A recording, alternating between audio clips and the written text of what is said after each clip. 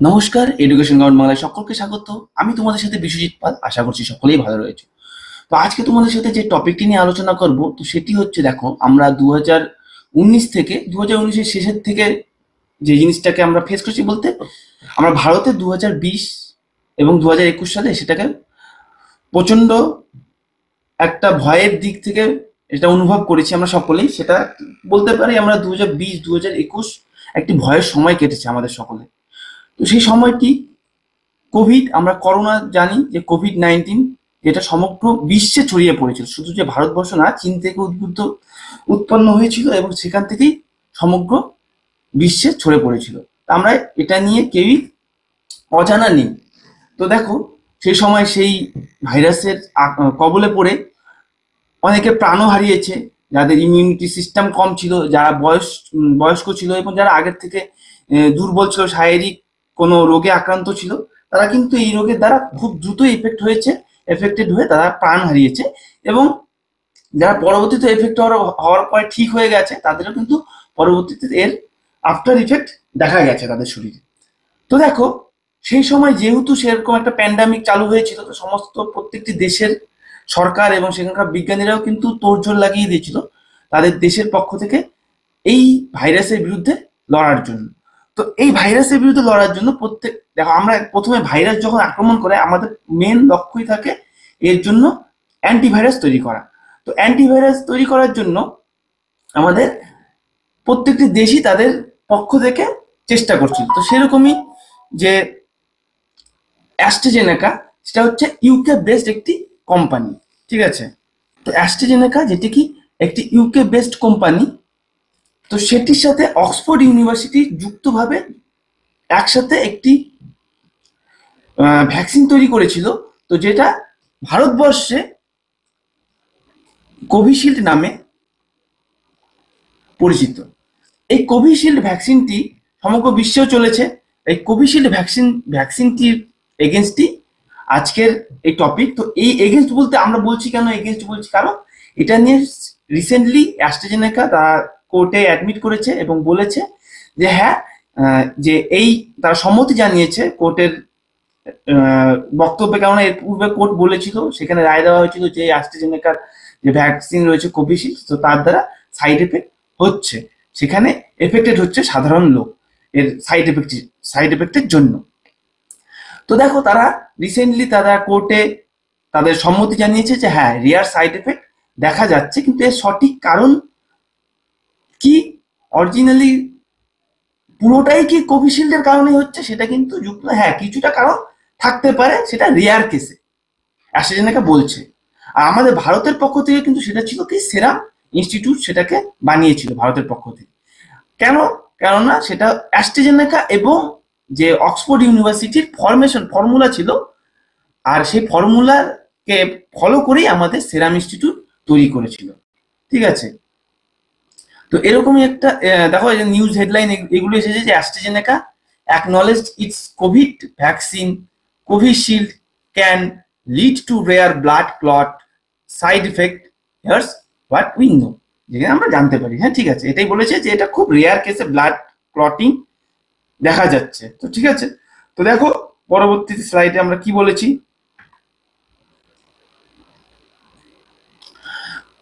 Covishield হচ্ছে একটি Covid vaccine, যেটা 2019-এ করোনা চালু হয়ে গেছিল সমগ্র বিশ্বব্যাপী। এবং পরবর্তীতে আমরা দেখেছি যে ভাইরাস যাতে ছড়ানোকে বন্ধ করা যায়, তার জন্য কিন্তু প্রত্যেকটি দেশই ফার্স্ট বেসিক স্টেপ নিয়েছিল কি, লকডাউনের জন্য। সমগ্র দেশে লকডাউন ঘোষণা করে দিয়েছিল এবং তার পরবর্তী স্টেপ ছিল ভ্যাকসিন। সমগ্র দেশই চেষ্টা করেছিল এবং কোভিশিল্ড সেটা অ্যাস্ট্রাজেনেকা এবং অক্সফোর্ড ইউনিভার্সিটির দ্বারা তৈরি হয়েছিল। অ্যাস্ট্রাজেনেকা পার্টনারশিপ উইথ অক্সফোর্ড ইউনিভার্সিটিতে তৈরি হয়েছিল এবং ভারত সেটা সেরাম ইনস্টিটিউটে তৈরি করেছিল ফর্মুলার দ্বারা। এবং ভারত কিন্তু নিজের কোম্পানি ভারত বায়োটেক যে রয়েছে, তারা কিন্তু সেখানে কোভ্যাক্সিনও একটা তৈরি করেছিল, সেটা পরবর্তীতে। তো ঠিক আছে, তো পরিমাণ কিন্তু ইউজ হয়েছে আমাদের এই কোভিশিল্ড, প্রচুর পরিমাণ পেশেন্টের শরীরে ব্যবহার করা হয়েছে। ঠিক আছে, প্রায় 170 কোটি বার ইউজ হয়েছে এই ভ্যাকসিন আমাদের ভারতে, ঠিক আছে। তো এটা একটা বিপুল সংখ্যক ইউজ। তো সেটা নিয়ে দেখো, এই যে আজকের অ্যাস্ট্রাজেনেকা যে তাদের এই কোর্টের একটা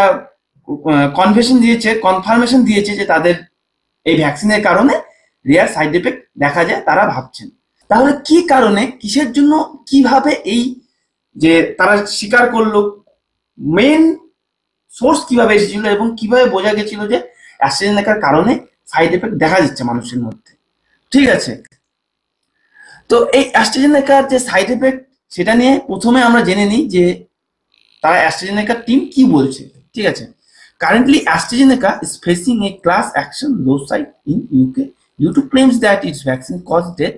51 cases have been filed against AstraZeneca. আজ পর্যন্ত 51টি কেস এই অ্যাস্ট্রাজেনেকার বিরুদ্ধে ফাইল করা হয়েছে।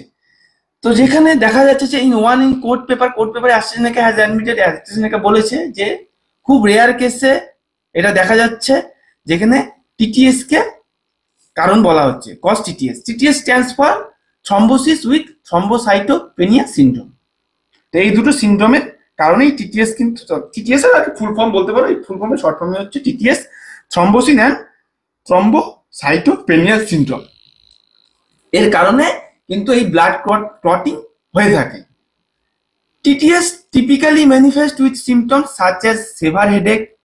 এই টিটিএস এর যে সিমটমস গুলো সেগুলো কি, মাথা ব্যথা দেখা যায়, অ্যাবডোমিনাল পেন মানে পেট ব্যথা দেখা দেয়, লেগ সোয়ালিং মানে পা ফুলে যাওয়া, শর্টনেস অফ ব্রেথ শ্বাসকষ্ট দেখা দেয়, এবং নিউরোলজিক্যাল ডেফিসিট এবং স্নায়ুর বিভিন্ন রকম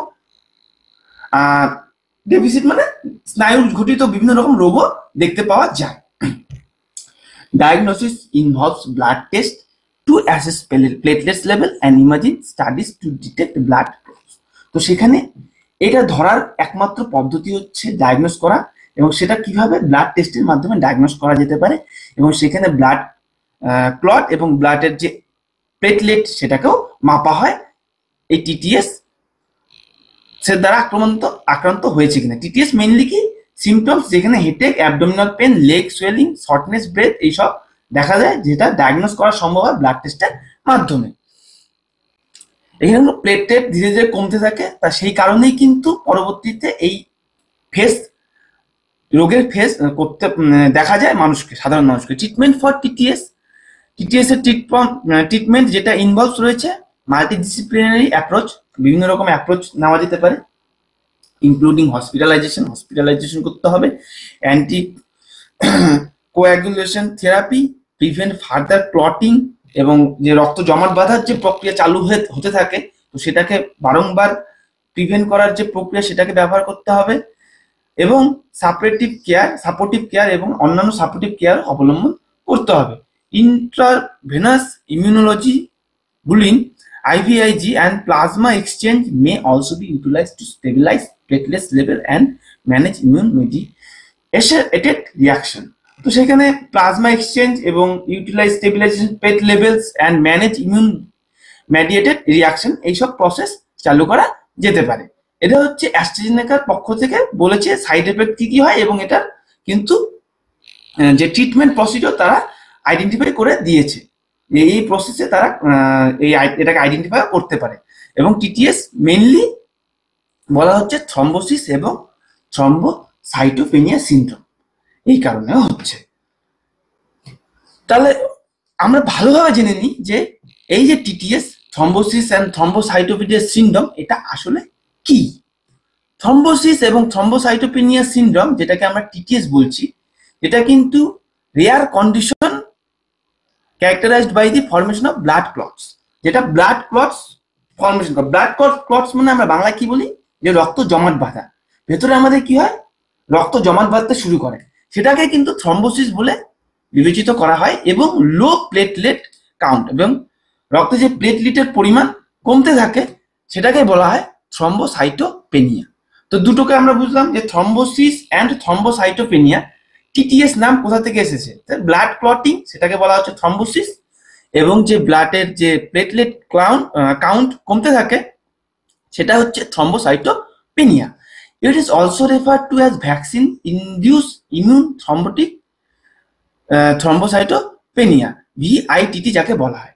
এটা কিন্তু ভিআইটিটির একটি বলতে পারো শাখা, একটা আমরা বলি না শাখা রোগ বা এর রিলেটেড একটা রোগ, এরকমই বলতে পারো। ভিআইটিটি রিলেটেড একটা রোগ, যে vaccine induced immune thrombotic থ্রম্বোসাইটোপেডিয়া।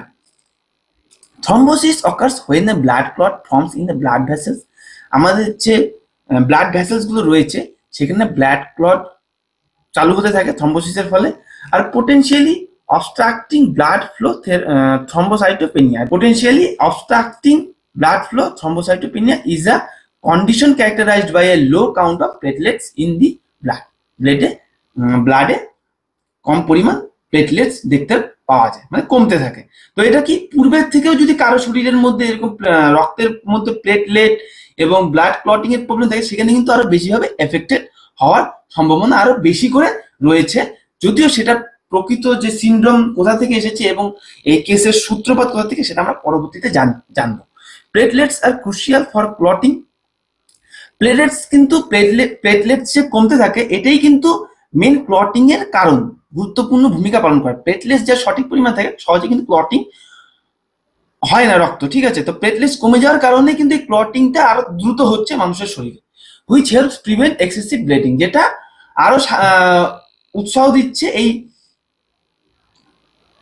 Excessive bleeding এর কে প্রিভেন্ট করতে। তো রক্ত চলাচলে এটা বাধা সৃষ্টি করছে, ফলে কি হচ্ছে মস্তিষ্কেও সেটা আমাদের যে আমরা ব্রেন স্ট্রোক বলি, ব্রেন স্ট্রোকের মতন বড় বড় রোগের সম্মুখীন হতে হচ্ছে পেশেন্টকে। ব্রেন স্ট্রোক এবং হার্টের ডিজিজ দেখা যাচ্ছে রোগীদের মধ্যে। তো এটাই কিন্তু উঠে আসছে মূলত কি ব্লাড ক্লটিং এর ফলে কিন্তু রক্ত চলাচল বন্ধ হতে শুরু করে, এবং যেখানে রক্ত চলাচল বন্ধ হওয়া শুরু করে সেখানে কিন্তু অ্যাটাক আসা শুরু করে।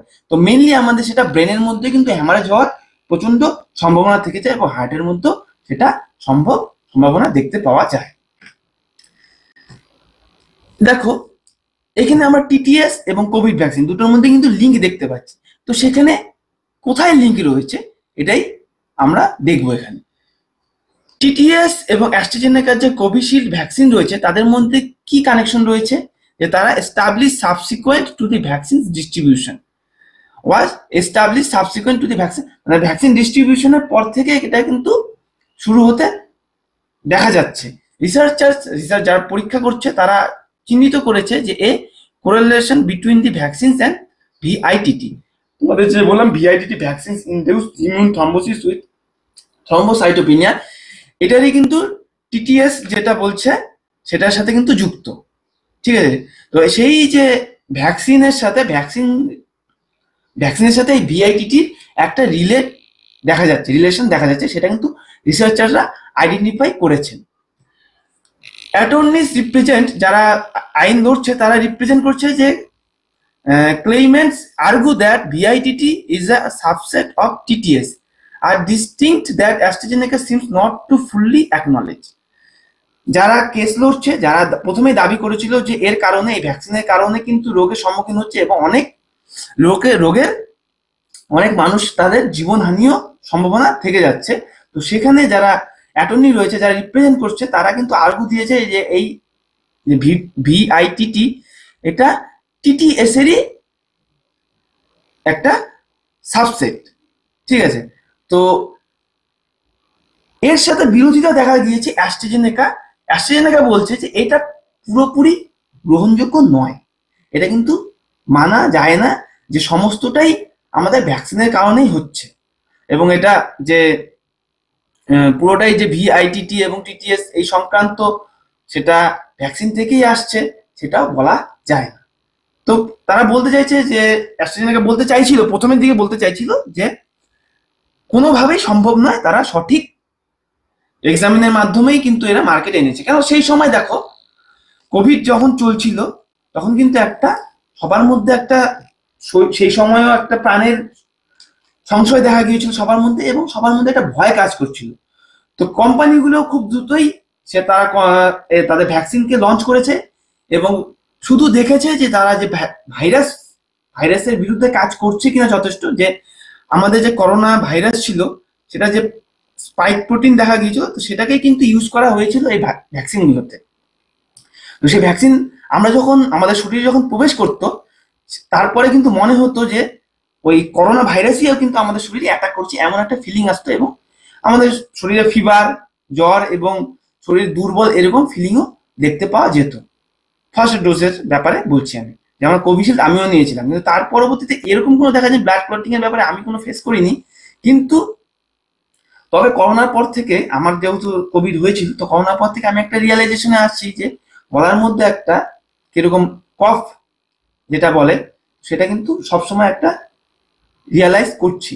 তো সেটা এই করোনার কারণেই এবং ভ্যাকসিনের কারণে কিনা সেটা কিন্তু আমি এখনো আইডেন্টিফাই করতে পারিনি। তো দেখা যাক, তোমাদের যদি কারো এরকম করোনা অ্যাটাক হয়ে থাকো এবং পরবর্তীতে এরকম কোভিশিল্ড যদি ভ্যাকসিন নিয়ে থাকো, তারা অবশ্যই তোমরা জানাবে যে তোমাদেরও কি এরকম কোনো সিমটমস হচ্ছে কিনা, গলার মধ্যে কফের কোনো সবসময় রিয়ালাইজ করতে পারছো যে গলার মধ্যে কফ থাকছে, এরকম রিয়ালাইজ করতে পারছো, তোমরা অবশ্যই কিন্তু কমেন্ট জানাবে, তাহলে আমি একটু ক্লিয়ার হবো এই ব্যাপারটা নিয়ে। তো দেখো, সেই সময় কোভিডের যেহেতু সবাই প্রাণ হারাচ্ছিল, অনেক লোক প্রাণ হারিয়েছে, তো সেই জন্য কিন্তু তারা ইনস্ট্যান্ট এই ভ্যাকসিনকে তৈরি করেছে এবং মার্কেটে ছেড়েছে। তো সেখানে দেখা গেছে যে সেই সময়কার যে পরিস্থিতি ছিল, সেই পরিস্থিতির সাথে লড়ার জন্যই কিন্তু এই ভ্যাকসিনকে দ্রুত নিয়ে আসা হয়েছিল এবং খুব সীমিত এক্সামিনের মাধ্যমেই নিয়ে আসা হয়েছিল। ঠিক আছে, সেরকম পরীক্ষা নিরীক্ষা হয়তো করা হয়নি, যে সাইড এফেক্ট ব্যাপারে অতটা হয়তো সতর্কতা বর্তমানে অবলম্বন করা হয়নি। তো সেটাই পরবর্তীতে ভ্যাকসিন নেওয়ার পরে যেহেতু সবাই সেই সময় সাফার করছিল এবং সবাই নিয়েছিল, এবং পরবর্তীতে যদি কেউ এটা অনুভব করে থাকে, তারাই কিন্তু এটা দাবি করছে। তো এটাই কিন্তু আসল কারণ। দেখো, অ্যালিগেশন কি লাগানো হয়েছে আমরা জানবো, যে অ্যাস্ট্রাজেনেকা ভ্যাকসিনের উপরে যে অ্যালিগেশন লাগানো হয়েছে, এই যে ফার্মাকিউটিক্যালস কোম্পানি অ্যাস্ট্রাজেনেকা, যেটা ইউনিভার্সিটি অফ অক্সফোর্ডের সাথে একসাথে যুক্ত হয়ে কাজ করেছে, কারেন্টলি একটি লিগাল প্রসেসের মধ্য দিয়ে যাচ্ছে। সেখানে বিভিন্ন ইন্ডিভিজুয়াল ফ্যামিলিস তারা এফেক্ট হয়েছে যে কোভিশিল্ড ভ্যাকসিনের কারণে, তারা দাবি করছে। তাদের মধ্যে একটি হচ্ছে ফ্যামিলি হচ্ছে যেটা জেমি স্কট, যিনি 2 সন্তানের বাবা। তিনি লিগাল অ্যাকশন নিয়েছে, ব্লাড ক্লটিং হয়েছে, তিনি অনুভব করেছে যে এই 2021 সালে ভ্যাকসিন নেওয়ার পরে তার এই ব্লাড ক্লটিং এর মতন পরিস্থিতির সম্মুখীন তিনি হয়েছেন। ঠিক আছে, এবং তিনি দেখেছেন যে blood clot and bleed on his brain resulting in the lasting brain injury, এবং তিনি মস্তিষ্কে এই কারণে ব্লিডিং কম পরিমাণে হচ্ছিল এবং রক্ত জমাট বেঁধে ব্রেন ড্যামেজের মতন, ব্রেন ইঞ্জুরির মতনও পরিস্থিতি কিন্তু সৃষ্টি হয়েছিল। তবে বর্তমানে তিনি এখন কিছুটা ইমপ্রুভমেন্টের দিকে রয়েছে।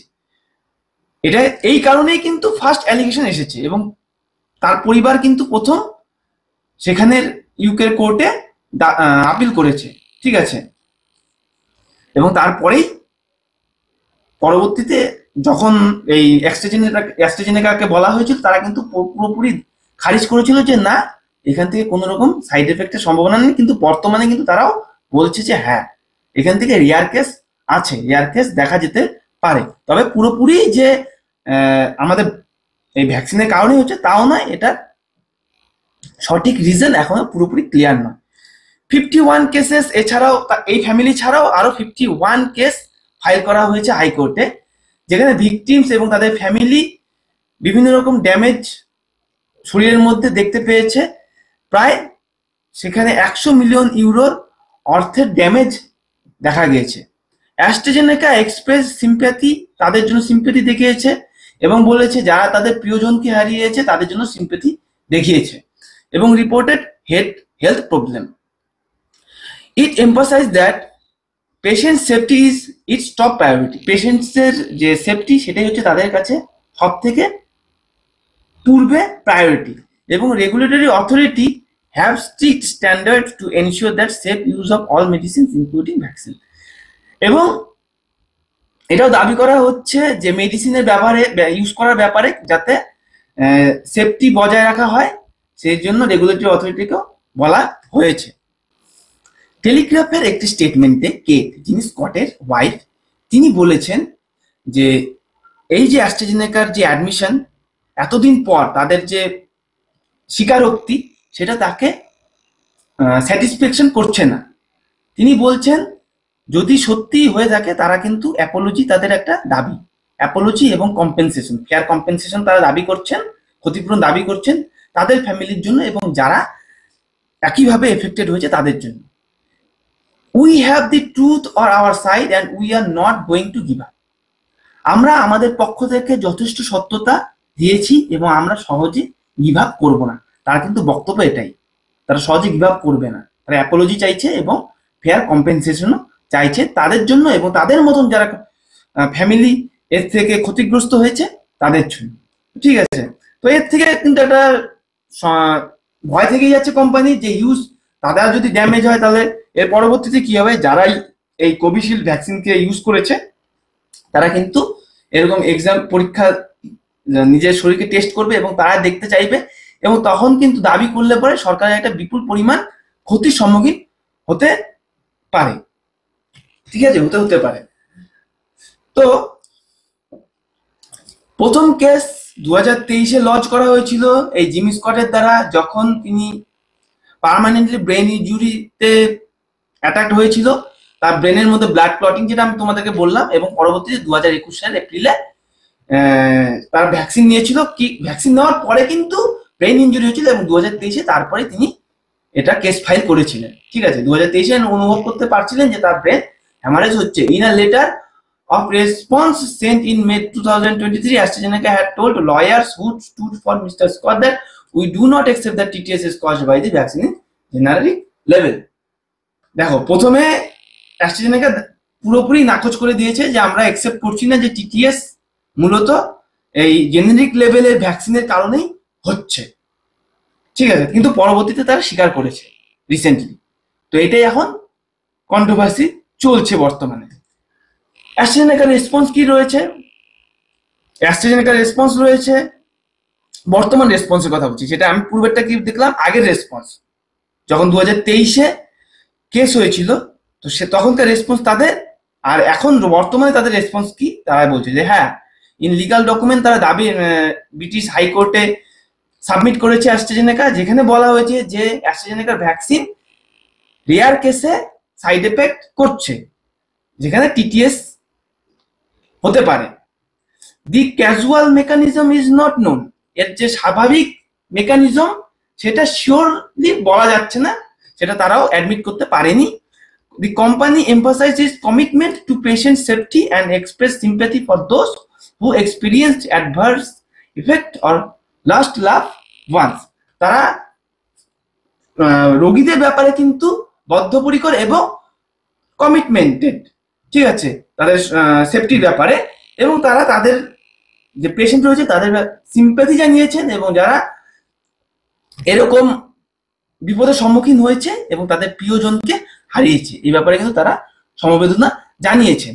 কিন্তু যারা ক্ষতিগ্রস্ত হয়েছে এবং যার ফ্যামিলি মেম্বার ভ্যাকসিন নেওয়ার পরেও মারা গেছে সাইড এফেক্টের কারণে, সেক্ষেত্রে কিন্তু তারা সহজে ছাড়বে না এবং তারা কিন্তু বলছে তারা কম্পেনসেশনের দাবিও করেছে। তো একটা ক্ষেত্রে দেখা যাচ্ছে এবং দেখা যায় পরবর্তীতে কি আরো তারা কম্পেনসেশনের দাবি করে অন্যান্য ফ্যামিলিরা, এটাও কিন্তু দেখার বিষয়। তো এই ছিল ব্যাপার যে